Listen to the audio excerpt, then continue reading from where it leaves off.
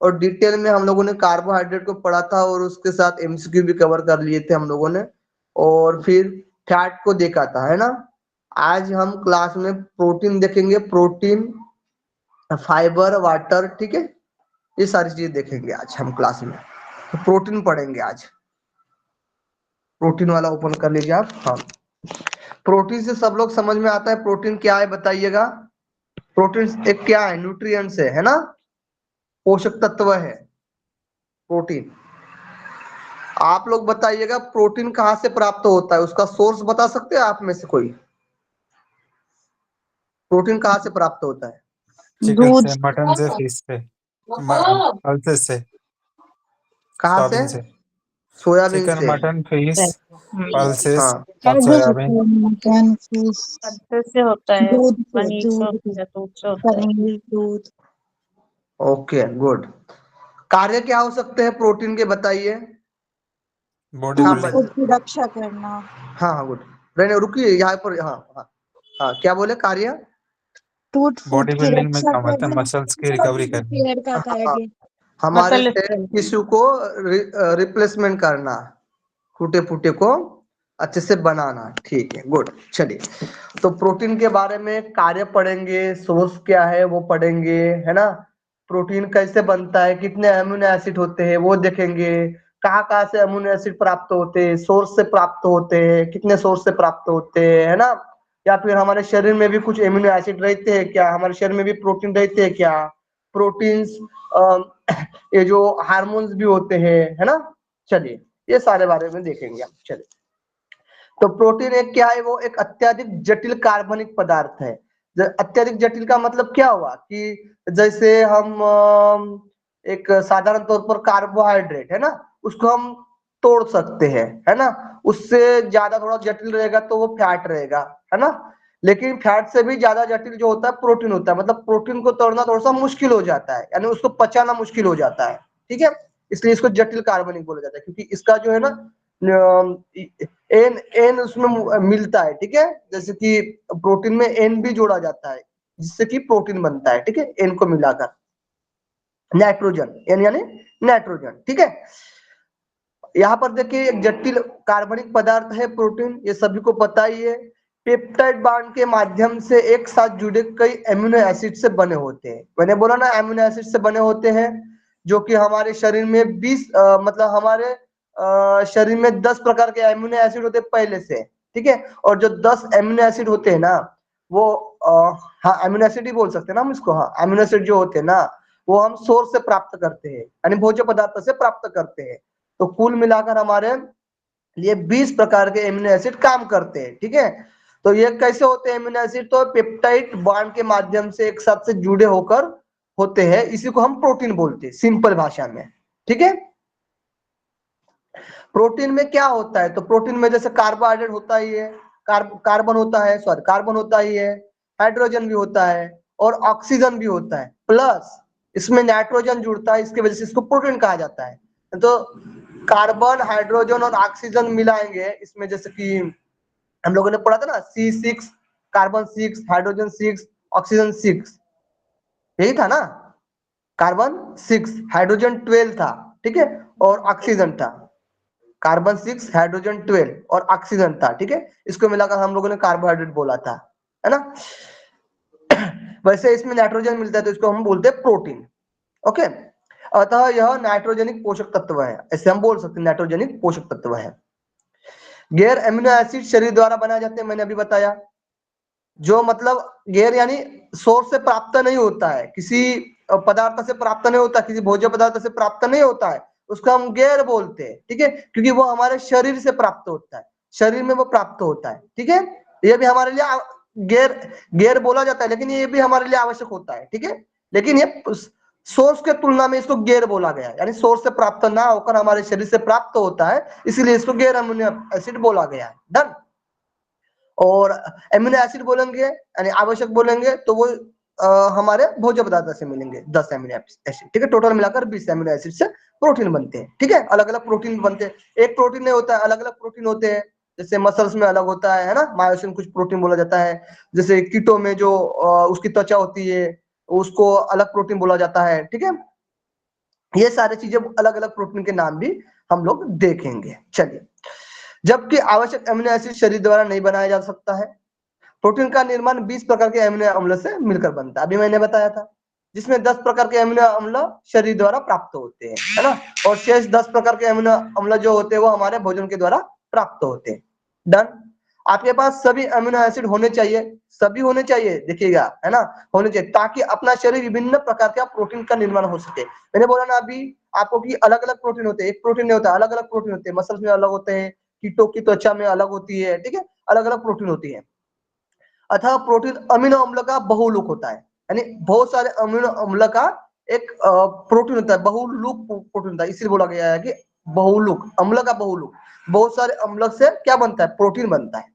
Okay, protein का शरीर के निर्माण के लिए कितना प्रतिशत भाग होता है, तो 15% योगदान होता है शरीर के निर्माण के लिए, ठीक है, महत्वपूर्ण भूमिका निभाता है। बोलते हैं ना कि हमारे वृद्धि के लिए प्रोटीन आवश्यक होता है, जैसे छोटे बच्चे होते तो छोटे बच्चों के कितना, जो एडल्ट बच्चे होते, एडल्ट जो लोग होते हैं ना, उससे 2 गुना छोटे बच्चों को प्रोटीन की आवश्यकता होती है ना, 2 गुना आवश्यकता होती है, क्योंकि उसके शरीर के निर्माण होने रहता है, स्टार्टिंग होने रहती है ना, क्योंकि वो बड़ा होने की प्रक्रिया चालू हो जाती है, इसलिए उसको 2 गुना प्रोटीन की आवश्यकता होती है एडल्ट की तुलना में। ओके, इसलिए ये वृद्धि के लिए भी हेल्पफुल होता है प्रोटीन। चलिए नेक्स्ट पढ़ते हैं। समझ में आ रहा है, एकदम बेसिक बेसिक जो जो इंपॉर्टेंट चीजें वही मैंने लिख कर रखा है आपके सामने। मुझे स्क्रीन पर जो नहीं दिख रही है, हो रही है, हाँ ठीक है। देखिए यहां से क्वेश्चन बना था कि प्रोटीन की कमी से, मैंने बोला ना 2 गुना प्रोटीन आवश्यक होता है बच्चों को एक एडल्ट की तुलना में, है ना, तो प्रोटीन की कमी से मरासमस और क्वाशीमोकर नामक बीमारी होती है, मरासमस और क्वाशीमोकर नामक बीमारी होती है। ये क्वेश्चन आया हुआ था एग्जाम में, ठीक है, प्रोटीन की कमी से कौन कौन से रोग होते हैं, तो ये 2 ध्यान रखना, मरासमस और क्वाशीमोकर, ठीक है, क्वाशीमोकर रोग होता है, मरासमस रोग, क्वाशीमोकर, क्योंकि कुपोषण के शिकारी हो जाते हैं कुछ बच्चे, उनको प्रोटीन नहीं मिलता आहार में अच्छे से, है ना, तो क्या होता है, कुपोषण के शिकार हो जाते हैं, और ये बीमारी का मतलब ये बीमारी से गुजरना पड़ता है उन लोगों को, ठीक है, बच्चों को। चलिए ठीक है, मरासमस और क्वाशीमोकर। नेक्स्ट पढ़ते हैं। देखिए आप लोग को जानकारी चाहिए हो ना, जैसे मैंने बोला कि पेप्टाइड बांड से प्रोटीन बनता है, किस प्रकार से प्रोटीन बनता है ना, कैसे प्रक्रिया होती है, इसको किस एग्जाम्पल के थ्रू समझा जाए, है ना, ये भी चीजें लिखा है। आप कहो तो हम बताएंगे या फिर आप लोग पढ़ सकते हो, उतना मुझे नहीं, मतलब क्वेश्चन के लिए इंपॉर्टेंट नहीं है, आप चाहो तो बता सकते हो, ठीक है, थोड़ा सा ऊपर चला जाएगा आपके बस, ठीक, एग्जाम के लिए इंपॉर्टेंट नहीं है, आप लोग पढ़ लो, ठीक है।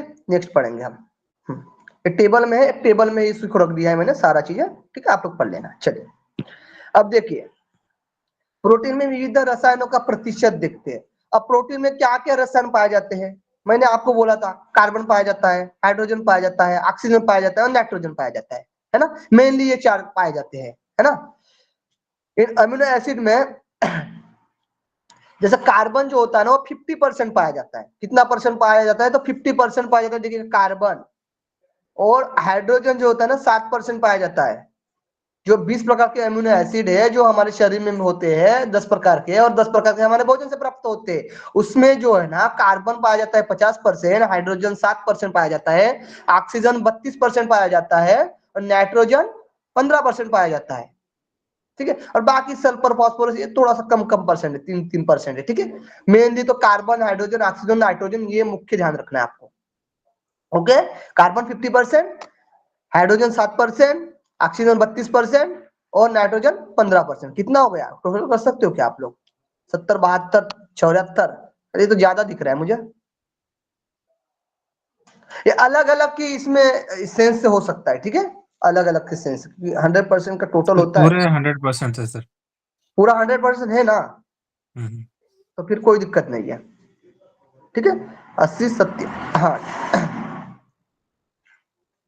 50, ठीक है, हाँ चलिए गुड, हाँ अब देखिए, हाँ चलिए नेक्स्ट,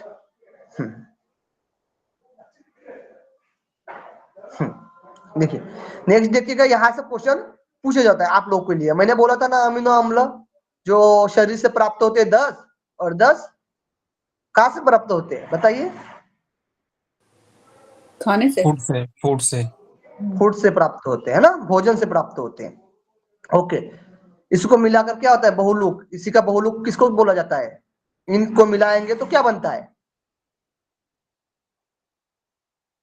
किसी में 2 मिल सकते हैं, किसी में 3 मिल सकते हैं, किसी में 1 मिल सकता है, ऐसे ईटीसी। इसको मिलाकर क्या बन सकता है इसी एसिड को? प्रोटीन। प्रोटीन बनता है। गुड, प्रोटीन बनता है।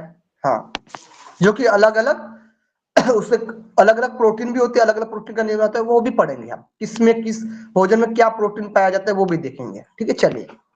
तो देखिए यहाँ पर यहाँ से क्वेश्चन पूछा गया था। यहाँ पर आपको पूरा ये रटना पड़ेगा आपको अच्छे से। ठीक है, आवश्यक अमीनो एसिड और गैर आवश्यक अमीनो एसिड। आवश्यक यानी जो भोजन से प्राप्त होते हैं, इसमें मैंने ट्रिक लिखा है, वीआईपी हाल में टीटी बैठा है।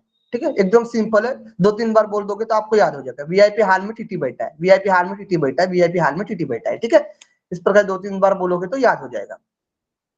ये जो होता है ना एमिनो एसिड, वी से मतलब होता है वेलिन, वी से मतलब होता है वेलिन, आई से मतलब होता है आइसोल्यूसिन, वेलिन आइसोल्यूसिन, पी यानी फिनाइल एलेनिन। ठीक है, फिनाइल एलेनिन। एक मिनट, इसको अलग अलग करके रखना है। एक मिनट, पी का मतलब तो नहीं आया। एक मिनट, वो जोड़ रहा है क्या? हाँ, फी यानी फिनाइल, बराबर है ना? सर ये फी लास्ट से बराबर पहले है, वाला फी। है ना, नहीं सर। ट्रिप्टोफेन। हाँ ठीक है, ठीक है, चलिए। वेलिन का वी का हो गया वेलिन, आई का हो गया आइसोल्यूसिन, पी का हो गया फिनाइल एलेनिन। ठीक है, अब एच का हल्का देखिए, एच का होगा स्टीरेट। ठीक है, ए का हो गया आर्जिनिन, एल का हो गया लाइसिन और एल का हो गया ल्यूसिन। ठीक है, और एम टी टी, एम का हो गया मिथियोनिन और फिर टी का हो गया ट्रिप्टोफेन और टी का हो गया थ्रियोनिन। ठीक है, क्लियर है?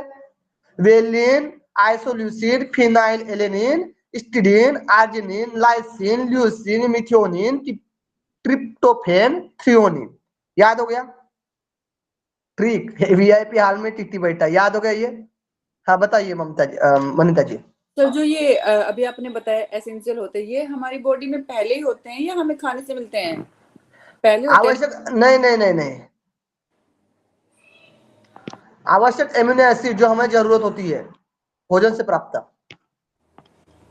और जो ये गैर आवश्यक है ये बॉडी में मौजूद होते हैं। हाँ, ये हमारे बॉडी में मौजूद होते हैं, ओके सर।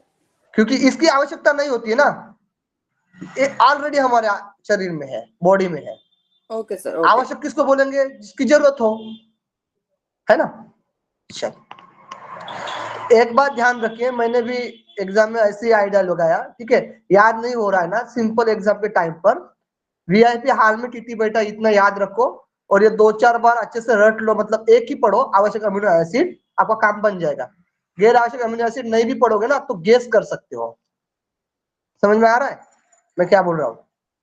ठीक है, तो वीआईपी हाल में टीटी बैठा, ये अच्छे से ट्रिक आपको याद हो गई होगी। इससे ही आप एक क्वेश्चन बना सकते हैं आराम से। हाँ ठीक है, ठीक है, बाकी भी देख लीजिए। गैर आवश्यक मतलब एक भी आप पढ़ोगे ना तो भी गेस कर सकते हो क्वेश्चन में। जब गैर आवश्यक अमीनो एसिड नहीं याद रहे, चलो छोड़ो, अब तो समय नहीं है, तो फिर एक ही को याद कर लो, है ना? ये आइडिया करना है, ये फॉलो करना है। ठीक है, तो स्मार्ट तरीके से तैयारी करनी है। चलिए, अब देखिए गैर आवश्यक अमीनो एसिड, मेरा भी दोनों को याद किया था, लेकिन एक याद अच्छे से था, ये ट्रिक वाला। ठीक है, तो मेरा क्वेश्चन बन गया था। गैर आवश्यक अमीनो एसिड, ये देखिएगा, ग्लाइसिन, पहला है ग्लाइसिन, दूसरा है ग्लूटामिक एसिड, तीसरा एलेनिन, चौथा है एस्पार्टिक एसिड, पांचवा है एस्पेरिजिन, छठवा है हाइड्रोक्सिन प्रोलिन, सातवां है सीरिन, आठवां है सिस्टीन, नौवां है प्रोलिन और 10वां है टायरोसिन। ठीक है, इसको 2-3 बार पढ़ना पड़ेगा आपको। इसमें मैंने लिखा है जीजी आहा एसएसपीटी। ठीक है, पीटी का टीचर है, एसएसपीटी का टीचर है, एसएसपीटी रखो। ठीक है, पीटी टीचर बोलते हैं ना, तो एसएसपीटी। ठीक है, जीजी आहा है ना, जीजी आहो इधर, है ना, ऐसे बोलते हैं ना, जीजी आहो। तो जी आहा SSPT। सर SSPT को ऐसे याद रख लेंगे ना, सिद्ध सिद्धांत पद्धति टीचर। हाँ ऐसे भी रख सकते, बहुत बढ़िया, सीधा सिद्धांत पद्धति टीचर, ठीक है। तो जी आहा सीधा सिद्धांत PT टीचर को बुला रहे हैं, ठीक है, मतलब उनको जी आहा करके, ठीक है, ऐसे याद रखो कि बुला रहे हैं उसको सीधा सिद्धांत पद्धति के टीचर को। डन। तो ऐसे ये भी याद हो गया, लेकिन मेन आप VIP हाल में कितनी बेटा ये तो याद रहेगा, इससे आप गेस रख सकते हो, क्योंकि एक याद करोगे ना तो स्पेलिंग वाइज आप वो लगा सकते हो, ठीक है। चलिए पहले वर्ड को लेकर कर सकते हो। चलिए नेक्स्ट। गुड। अब प्रोटीन की सीरीज देखिए यहाँ पर, भोज्य पदार्थ के प्रोटीन, जैसे कि दूध में केसिन प्रोटीन, सभी को पता है दूध में कौन सा प्रोटीन पाया जाता है, केसिन प्रोटीन पाया जाता है। दूध के बने पदार्थ में लेक्ट एल्बुमिन प्रोटीन पाया जाता है, ठीक है। और सोयाबीन में ग्लाइसिन लेग्यूमिलिन, ठीक है, ग्लाइसिन और लेग्यूमिलिन प्रोटीन पाया जाता है। बादाम में एक्सेलसिन एक्सेलसिन एक्सेलसिन, ठीक है, ये बादाम में पाया जाता है। मटर में लेग्यूमिन, इसमें भी लेग्यूमिन पाया जाता है, जो हम ऊपर में पढ़ा था ना सोयाबीन में, है ना। और फिर मक्का में ग्लूटेलिन और जीन, ठीक है, किसमें, तो मक्का में। गेहूं में ग्लाइडिन, गेहूं में कौन सा पाया जाता है, ग्लाइडिन पाया जाता है। अंडा में ओ एल्बुमिन, आवा बायोटेलिन भी पाया जाता है, ठीक है। और मांस में एल्बुमिन, मांस में भी एल्बुमिन पाया जाता है, अंडा में भी एल्बुमिन पाया जाता है। और मायोसिन भी पाया जाता है, मायोसिन प्रोटीन। मायोसिन किसमें हम बोलते हैं ना, मायोसिन प्रोटीन कहाँ पर पाया जाता है, मांस में, मसल में तो होता है ना मायोसिन प्रोटीन, यहाँ से क्वेश्चन बन सकता है। देखिए और इम्पोर्टेंट मैंने 4-5 रखा है एक्स्ट्रा अलग से, जैसे कि मांसपेशियों में मायोसिन प्रोटीन पाया जाता है, केरोटिन प्रोटीन पाया जाता है कीटों की त्वचा में, है ना। मुझे स्क्रीन प्रेजेंट नहीं हो रही है, नीचे दिखा है, लिखा है ऊपर करिए आप। मायोसिन में मायोसिन प्रोटीन पाया जाता है, दूध में केसिन प्रोटीन पाया जाता है, गेहूं में ग्लूटामिन प्रोटीन पाया जाता है, रक्त में ग्लोबुलिन प्रोटीन पाया जाता है, रक्त में, ध्यान रखना, ग्लोबुलिन प्रोटीन पाया जाता है ब्लड में, ठीक है। और कीटों की बाह्य कंकाल में केरोटिन प्रोटीन पाया जाता है। ओके, ये याद रहना चाहिए आप लोगों को, ये तो बिल्कुल सिंपल है, ये तो याद हो जाएगा आपको। देखिएगा, प्रोटीन शरीर की वृद्धि विकास के लिए अति आवश्यक होता है। सर्वाधिक प्रोटीन सोयाबीन, ये क्वेश्चन आया था, सर्वाधिक प्रोटीन सोयाबीन, ऐसे सीक्वेंस के लिए पूछा गया था, ठीक है। आरोही अवरोही क्रम में लगाने के लिए बोला जाता है, असेंडिंग डिसेंडिंग में, तो ध्यान आपको रखना है, ठीक है। किसमें ज्यादा पाया जाता है, फिर कम तर पाया जाता है, या फिर किसमें कम पाया जाता है और ज्यादातर पाया जाता है, ठीक है। इस प्रकार से सीक्वेंस में पूछा जाता है। तो सोयाबीन पहले, फिर मशरूम, फिर दाल, इस प्रकार से क्वेश्चन आया हुआ था, ठीक है। चलिए, तो सबसे ज्यादा सोयाबीन में पाया जाता है ये प्रोटीन, वनस्पति के तुलना के हिसाब से करेंगे, देखेंगे तो हम, ठीक है। चलिए नेक्स्ट नेक्स्ट प्रेजेंट करिए। हाँ, प्रोटीन के कार्य सभी को पता है, स्टार्टिंग में भी आप लोगों ने बताया था कि विकास के लिए, है ना। विकास किसका, आदमी का नाम नहीं है, तो सभी के लिए, सभी मानव शरीर के लिए बोला गया है, एक पर्टिकुलर विकास आदमी के लिए नहीं है, ठीक है। तो विकास विशेषकर बच्चों के लिए, किशोर के लिए और गर्भवती महिलाओं के लिए, क्योंकि बच्चों के लिए विशेषकर 2 गुना प्रोटीन की आवश्यकता होती है, मैंने बोला ना, एक एडल्ट के तुलना में, ठीक है, क्वेश्चन आता है, ठीक है। और किशोर के लिए जरूरी होता है, और गर्भवती महिलाओं के लिए भी प्रोटीन की आवश्यकता होती है, क्योंकि वो छोटा बच्चा पाल रहा होता है, पल रहा होता है ना पेट में, तो उसके लिए भी आवश्यक होता है। फिर उत्तकों की मरम्मत यानी टिश्यू रिपेयर करने के लिए होता है, टिश्यू कहीं डैमेज हो जाता है ना, खराब हो जाता है, इसके उसको मरम्मत करने के लिए, रिपेयर करने के लिए भी प्रोटीन की जरूरत होती है। प्रतिरक्षा कार्य, इम्यून फंक्शन के लिए, यानी कोई बैक्टीरिया हानि कर रहा है, हमारे शरीर पर आक्रमण कर रहा है, कोई वायरस आक्रमण कर रहा है, कोई फंगी आक्रमण कर रहा है ना, तो इन सब से बचने के लिए प्रोटीन की जरूरत होती है, क्योंकि ये इम्यून का भी काम करती है ना, प्रतिरक्षा का काम करता है। आवश्यक हार्मोन और एंजाइम बनाना, ये देखिएगा बड़ा इंपॉर्टेंट है, प्रोटीन से हार्मोन्स और एंजाइम बनते हैं।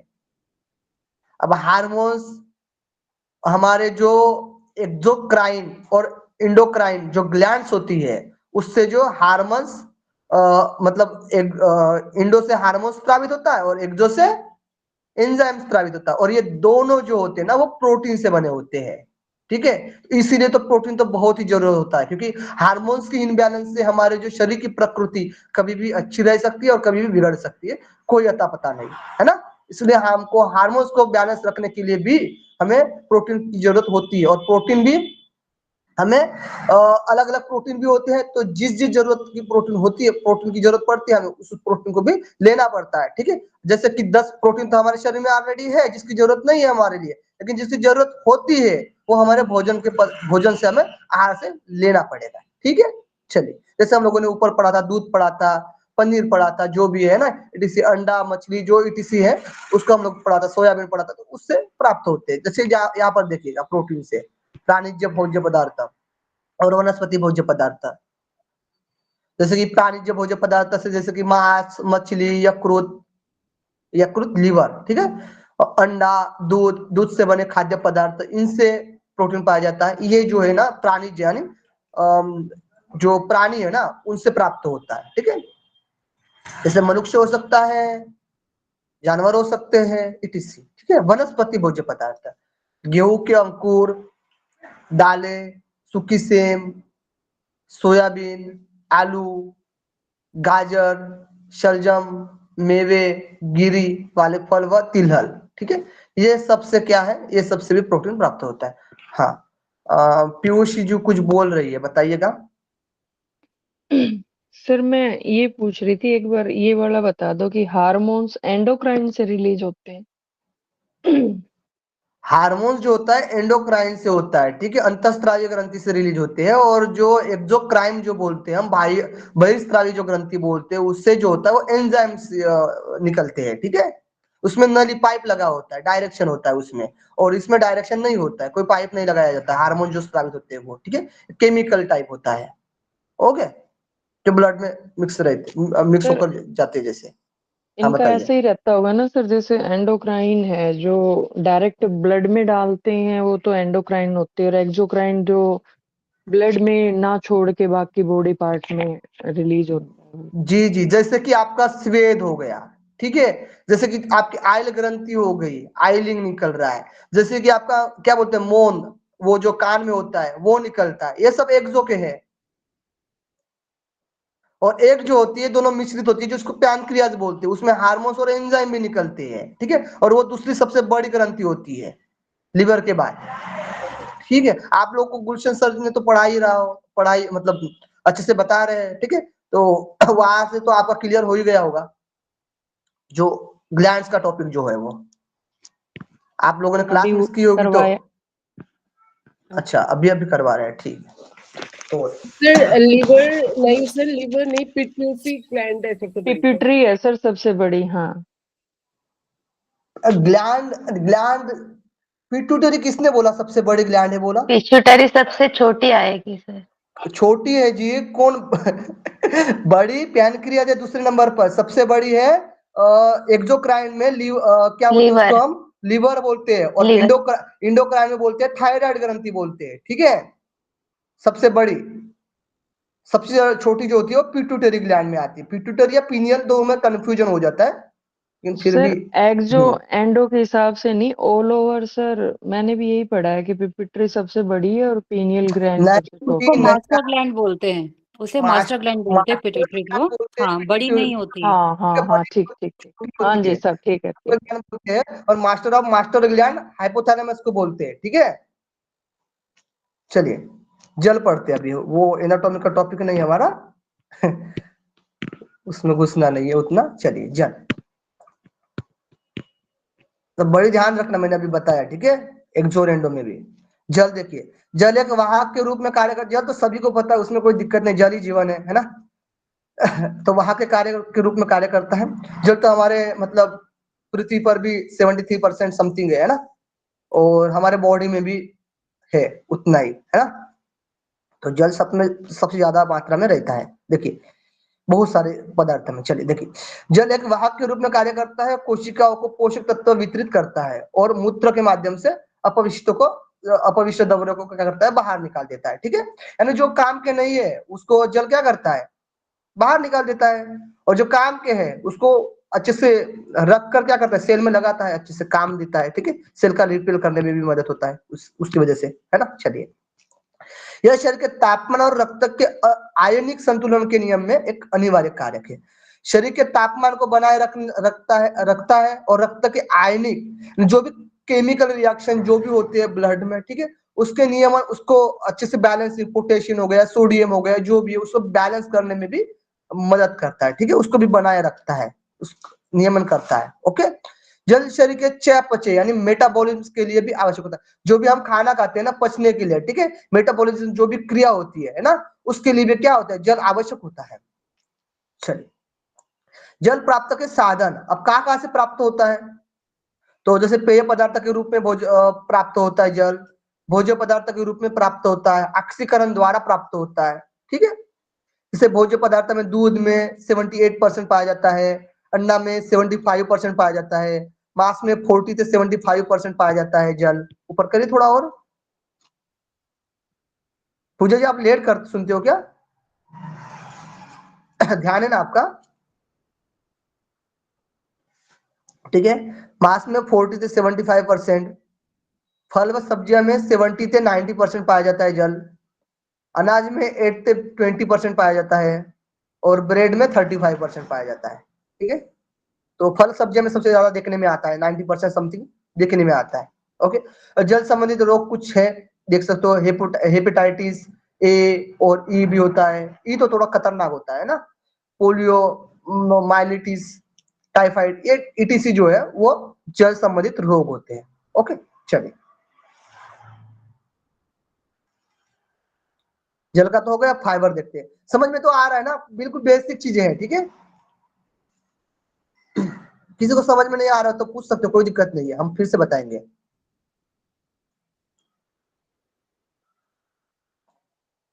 समझ आ रही है पर याद करना पड़ेगा सर फिर भी थोड़ा बहुत। 2-3 बार आप लाइन से पढ़ लोगे तो याद हो जाएगा, बहुत बेसिक है इसमें, मैंने पूरा मतलब अच्छे से जो मेन पॉइंट है उसी को रखा है और बिल्कुल सिंपल लैंग्वेज में लिखा है आपके सामने, ऐसा नहीं कोई हार्ड लैंग्वेज है। फाइबर, रेशा, विभिन्न कार्बोहाइड्रेट का मिश्रण होता है, कार्बोहाइड्रेट का मिश्रण होता है फाइबर, है ना, रेशा। अन्य पोषक तत्व की तरह पचता नहीं है ये, कार्बोहाइड्रेट का विभिन्न यानी ये क्या होगा, फॉली में आएगा ना, बताइए, फॉली में आएगा, पॉलीसेकेराइड, है ना। लेकिन आज से लगभग परिवर्तित होकर गुजरता है, लेकिन आज से क्या होता है, रहता नहीं, तो परिवर्तित होकर गुजरता है, वो बाहर निकलता है, ठीक है। यही तो मजेदार है फाइबर। फाइबर किसके लिए लेना चाहिए बताइए, किस रोगी के लिए लेना चाहिए फाइबर, कोई बता सकता है? कॉन्स्टिपेशन के लिए। कॉन्स्टिपेशन। कॉन्स्टिपेशन और कॉन्स्टिपेशन, और वेट को कंट्रोल रखने के लिए। खाना पचाने के लिए सर, डायबिटीज। डायबिटीज, हाँ, गुड। चलिए, सब कॉन्स्टिपेशन ठीक है, डायबिटीज ठीक है, और आपने क्या वेट को कंट्रोल करने में भी हेल्पफुल होता है, ठीक है। चलिए, देखिए, फाइबर जो होता है ना, समथिंग 25% लेना होता है, ठीक है, एक महिला और पुरुष के लिए, एडल्ट के लिए, ठीक है। तो ज्यादा लोगे तो हानि करेगा, ऑब्वियस सी बात है, कोई भी चीज, हमने पहले भी क्लास में चर्चा की थी, है ना, कोई भी चीज जो ओवरलोड होती है तो वो हानि करती, कितनी भी अच्छी हो, ठीक है, और वो कम हो जाती है तो वो हानि करती है, मतलब कम यानी उसका कुछ फायदा ही नहीं हो रहा, ठीक है, तो ये दिक्कत करता है। कोई भी चीज हो उसको लिमिट में खाया जाता है, ठीक है। तो उसमें जो भी एज ग्रुप होता है उसके हिसाब से भी उसको फाइबर का रखा जाएगा, कितना परसेंट लेना है, ठीक है। चलिए, समथिंग 25% ले सकते हैं। चलिए, फाइबर के स्रोत, जैसे कि वनस्पति हो गया, फल, अनाज, सेम, फलियां जैसे पौधों के खाद्य पदार्थ में ये पाए जाते हैं फाइबर, ठीक है। फाइबर भोजन को भारी या बड़ा बनाता है, भारी बना देता है। भोजन में हम फाइबर लेते हैं ना तो भारी, मतलब जैसे कि मधुमेह के पेशेंट के लिए फाइबर देंगे हम, है ना, तो वो थोड़ा सा क्या कर दिया, भोजन को भारी बना दिया, तो क्या होगा, भारी बना दिया तो पचने में थोड़ा सा टाइम लग रहा है, तो पचने में टाइम लग रहा है तो जो भी उसका मतलब न्यूट्रिएंट्स जो भी निकल रहा है बाहर वो धीरे धीरे निकलेगा और धीरे धीरे ब्लड में मिलेगा, ठीक है। तो ब्लड सर्कुलेशन में भी क्या होगा, कंट्रोल होगा, है ना, ऑब्वियस बात है। चलिए, अधिक वजन से युक्त व्यक्तियों को इसका उपयोग करना चाहिए, जैसे कि हम लोग अभी चर्चा किए थे। फाइबर मल को नरम और भारी बनाता है, जैसे कॉन्स्टिपेशन के लिए हेल्पफुल हो जाता है ना, नरम कर देता है। यह कब्जे रोकने में मदद करता है ना, अभी जो हम लोगों ने चर्चा कब्जे ने वही कॉन्स्टिपेशन वाला चीज।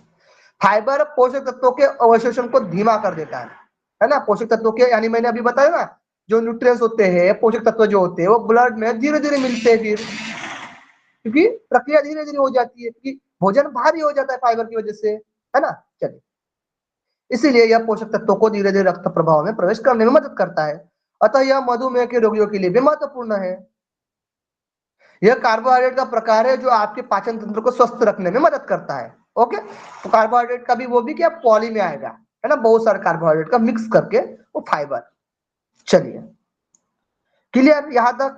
कोई किसी को डाउट, परेशानी, दिक्कत, समझ में नहीं आ रहा हो तो बताइए। फाइबर के कुछ प्रकार भी देख लेंगे, दो टाइप्स में होते हैं, एक होता है घुलनशील फाइबर और एक होता है अघुलनशील फाइबर। किसी ने सुना भी नहीं होगा कि दो प्रकार में आते या नहीं आते, ठीक है। तो घुलनशील फाइबर और अघुलनशील फाइबर, ये भी ध्यान रखने वाली बात है कि घुलनशील फाइबर के कौन से सोर्स होते हैं और अघुलनशील फाइबर के कौन से सोर्स होते हैं, वो इंपॉर्टेंट हो सकते हैं हमारे क्वेश्चन के लिए। ओके, चलिए, तो घुलनशील फाइबर को देखते हैं, इसमें घुलते हैं, ठीक है। देखिए, पेट में खाली होने की प्रक्रिया को धीमा करने में मदद करता है। तो ये घुल जाने की वजह से जो खाली खाली महसूस हो रहा है, मतलब हल्का लग रहा है, ठीक है, मतलब क्या बोलते हैं, भूख लगी है, ठीक है, तो वो क्या करता है, खाली होने के लिए जैसे भारी टाइप ले लेते हैं, तो मतलब धीरे धीरे वो प्रोसेस होता है, ठीक है, पचता है, तो जो आपके भरे पेट जैसा महसूस करता है। क्या लगेगा आपको कि भाई थोड़ा मतलब भरा पेट है ना, ऐसा महसूस होता है।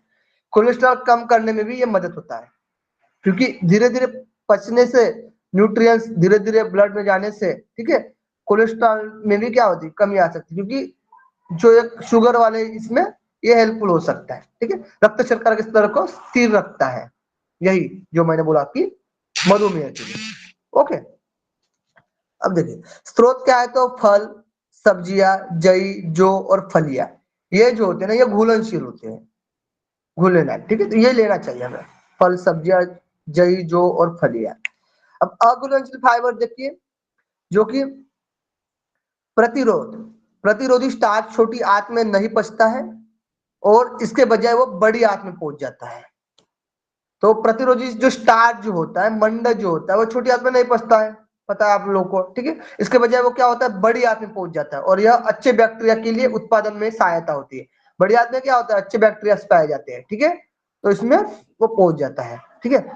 और आंत्र स्वास्थ्य में ये क्या करता है, सुधार लाता है, ये अघुलन, ये घुलता नहीं है, ठीक है, ये अच्छे से घुल नहीं पाता है, ठीक है, और वो क्या करता है, आंत्र स्वास्थ्य में सुधार होता है, यानी वो छोटी आंत में नहीं रहता तो ये बड़ी आंत में चला जाता है, ठीक है, और छोटी आंत में जो घुलनशील बोले थे वो घुलता है, जिससे वहां से जल से अवशोषित होता है, ठीक है, क्योंकि छोटी आंत में क्या होता है, जल का अवशोषण बड़ी आंत से भी होता है, ठीक है, लेकिन वहां से ज्यादा मतलब पचन की क्रिया होती है छोटी आंत में, संपूर्ण क्रिया, तो ठीक है, तो वहां पर घुल जाता है अच्छे से। और ये जो होता है, ये स्टार्च जो होता है, वो छोटी आंत से बाहर निकल जाता है, बड़ी आंत में जाता है, ठीक है, तो घुल नहीं पाता है, ठीक है, और बाहर निकल जाता है।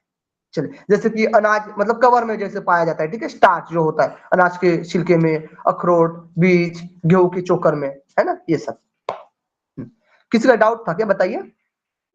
जैसे देखिए, फाइबर की आवश्यकता मात्रा जो होती है ना, पुरुष में 30 ग्राम डे पर डे लेना चाहिए, और महिला को जो होती है वो 25 ग्राम लेना चाहिए, ठीक है, 18 के ऊपर जो मतलब एडल्ट जो लोग होते हैं उनको, ठीक है, फाइबर को एक्सेप्टेबल इनटेक, ठीक है, इसको लेना चाहिए, इतना लेना चाहिए, 30% पुरुष को, और फीमेल को कितना, 25 ग्राम, ठीक है, पर डे।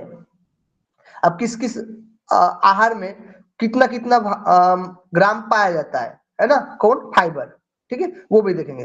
जैसे कि पोस्ता में, 1 कप पोस्ता में जो होता है ना, वो 7.9 ग्राम पाया जाता है फाइबर, ठीक है, तो इससे हम कैलकुलेट कर सकते हैं कि भाई 25 ग्राम हमें लेना है ना, 25 ग्राम 30 ग्राम समथिंग। गाजर की, इसमें छिलका रेत बोला गया, गाजर की छिलका रेत में 1 कप में 6.9 ग्राम पाया जाता है, ठीक है, और राजमा में 100 ग्राम में राजमा लेंगे ना, तो उसमें 6.5 ग्राम क्या पाया जाता है, फाइबर पाया जाता है, और मसूर की दाल में 100 ग्राम लेंगे तो उसमें 30.7 ग्राम पाया जाता है, ठीक है, पोस्ता में ज्यादा पाया जाता है, ध्यान रखिए। पोस्ता का मतलब सर पिस्ता या पोस्ता? पोस्ता भी वो रहता है खाने के लिए, पोस्ता रहता है ना, पास्ता नहीं, पोस्ता है वो, ठीक है। सर सीड टाइप में ही होते हैं ना ये भी शायद। हाँ हाँ हाँ, उसको नाश्ते में भी मतलब बना कर वो खाते हैं। एक मिनट, मुझे यहाँ पर मिलेट्स, मिलेट्स है। पूजा जी आपको पता है, मिलेट्स ही बोलते थे शायद। पोहा कह रहे हो क्या सर आप? वो व्हाइट व्हाइट कलर का छोटा सा दाना होता है ना, गोल गोल, हम्म। उसी को बोलते हैं। गूगल में एक बार सर्च मार लीजिए ना, आप लोग को पता चल जाएगा।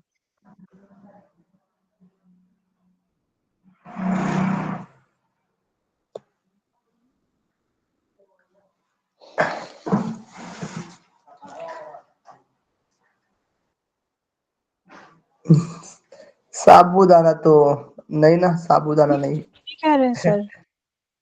चलिए, माइक्रोन्यूट्रिएंट्स ये पॉपी समझ पोस्तो, पॉपी सीड्स तो नहीं है सर ये? पोस्तो जो है पॉपी सीड्स है ना शायद, इसको खसखस बोलते हैं। हाँ, खसखस, पॉपी सीड्स। वही है। ठीक है, इसको अलग अलग नाम से भी अब जानते हैं ना, तो दिक्कत आता है थोड़ा सा, है ना।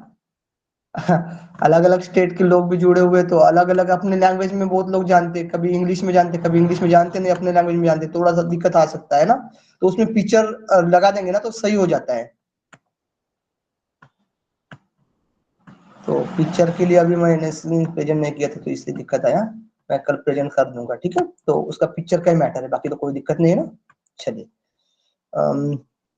क्वेश्चन कर लेते हैं ना, मैं सेंड कर देता हूँ क्वेश्चन को, एक मिनट। अब क्वेश्चन कर लेंगे, ठीक है। कल से हम पढ़ेंगे माइक्रोन्यूट्रिएंट्स, कल हमारा माइक्रोन्यूट्रिएंट कंप्लीट हो जाएगा, क्योंकि वहां पर हमें ये पढ़ना है अच्छे से। माइक्रोन्यूट्रिएंट्स में हमें ये पढ़ना है, क्या बोलते हैं उसको, बताइए, विटामिन, ठीक है। तो विटामिन को अच्छे से पढ़ना है। क्वेश्चन करवा देते हैं, एक मिनट। पूजा जी मैं क्वेश्चन आपको भेज रहा हूँ, आप सेंड कर दे, मतलब प्रेजेंट कर लेना। यूनिट 6 प्रोटीन से क्वेश्चन करिए समथिंग, मुझे लग रहा है 100 नंबर, 80 क्वेश्चन के बाद ही करवा दीजिए। 80 क्वेश्चन के बाद दिख रहा होगा, 80-90 क्वेश्चन, क्योंकि वसा भी क्वेश्चन हो गए थे। 90 क्वेश्चन समथिंग में आई है लिस्ट में। हाँ, वसा के बाद, हाँ। ऊपर करिए, हाँ 90 नहीं, 80 से है क्या, यहाँ से 76, ठीक है। बहुत ही बढ़िया से क्वेश्चन बनाया मैंने, जो भी करवाया मैंने वही क्वेश्चन है उसमें। प्रोटीन की संरचना में कौन कौन से तत्व शामिल होते हैं?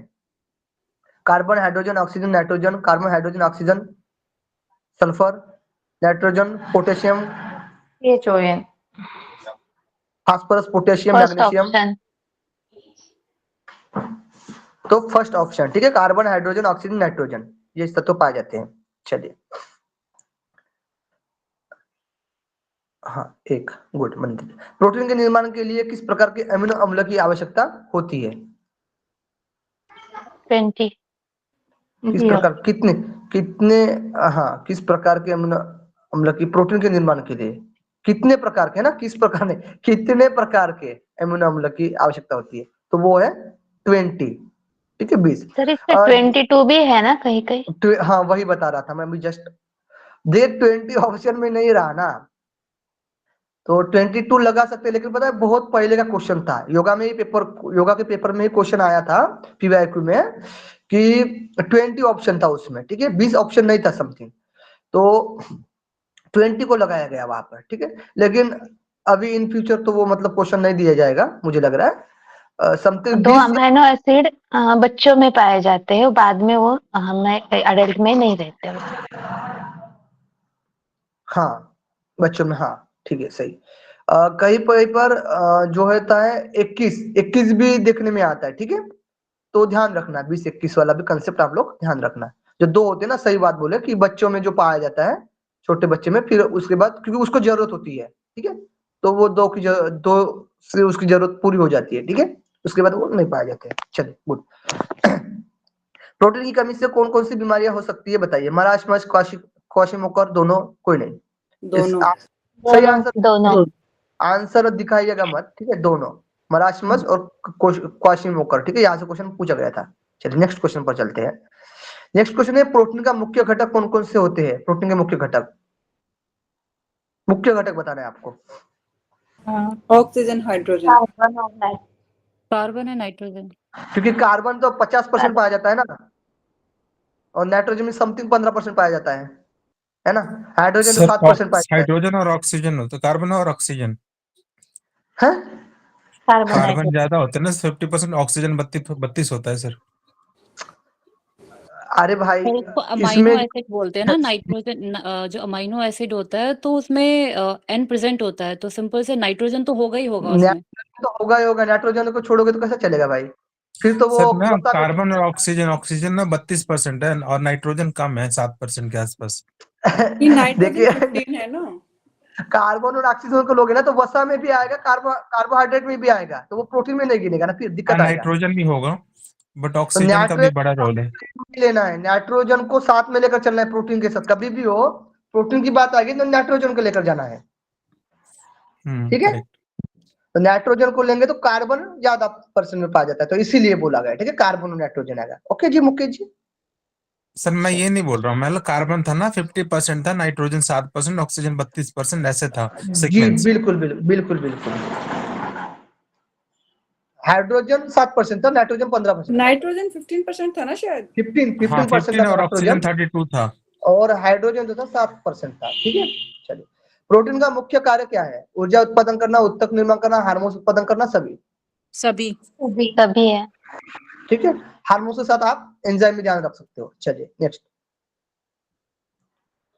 प्रोटीन किस छोटे इकाई से मिलकर बना है? अमीनो अम्ल, amino acid, nucleic amino acid. A option polysaccharide, ग्लाइकोज।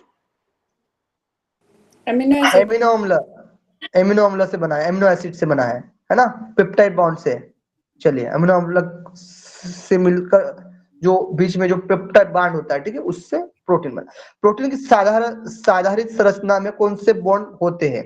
Wishes bond, ionic bond, peptide bond, अभी जो हमने पढ़ा था पेप्टाइड बॉन्ड। पेप्टाइड बॉन्ड से ये बंधे होते हैं, ठीक है, जो एमिनो अम्ल होते हैं, और उससे प्रोटीन बनता है। ओके ना, कॉन्सेप्ट क्लियर है? चलिए मैंने वो एग्जांपल भी रखा है पीडीएफ में, आप लोग पढ़ोगे तो और अच्छे से समझ में आएगा आपको। प्रोटीन के भोजन स्रोत क्या होते हैं? केला, दूध, मक्का, सभी। दूध सर केले में तो होता नहीं है, दूध में और मक्का में होता है। दूध में होता ही है, मक्का में भी होता है थोड़ा। केला में नहीं होता है।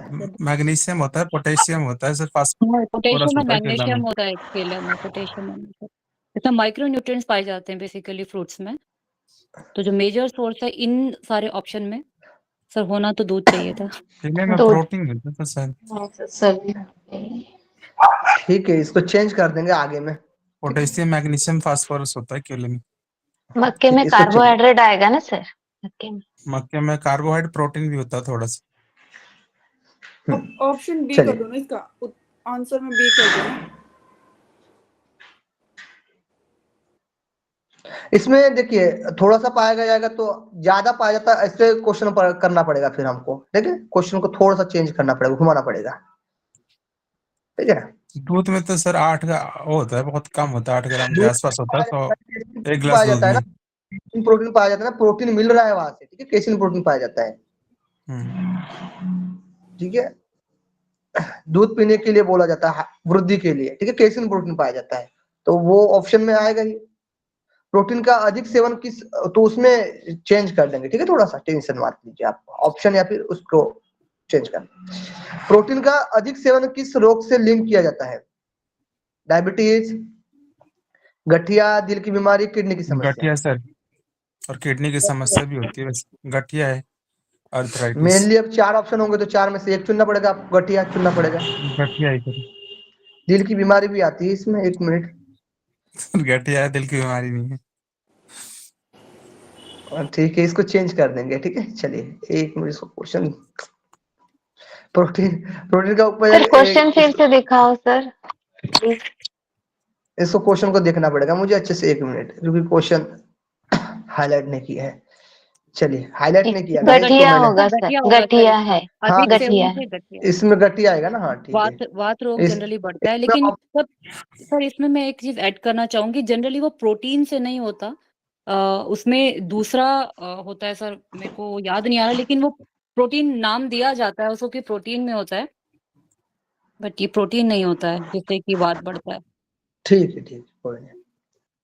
ऑप्शन में देखिए, आप क्वेश्चन में उस तरीके से आएगा तो आपको उस तरीके से भी ध्यान रखना है ना।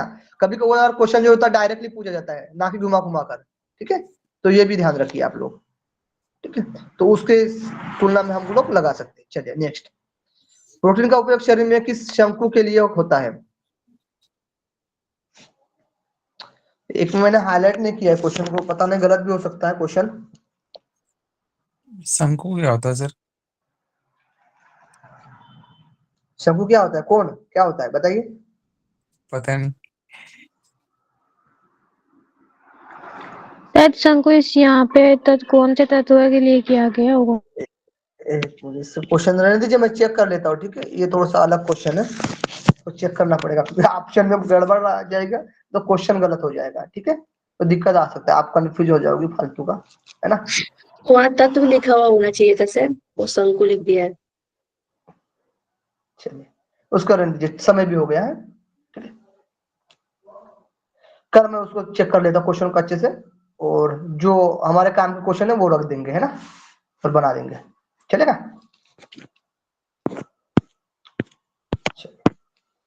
ठीक है, समझ में आया? दिक्कत आई किसी में बताइए, कोई चीज समझ में नहीं आई हो बताइए। इसको बंद कर दीजिए, प्रेजेंट बंद कर दीजिएगा। और एक मिनट,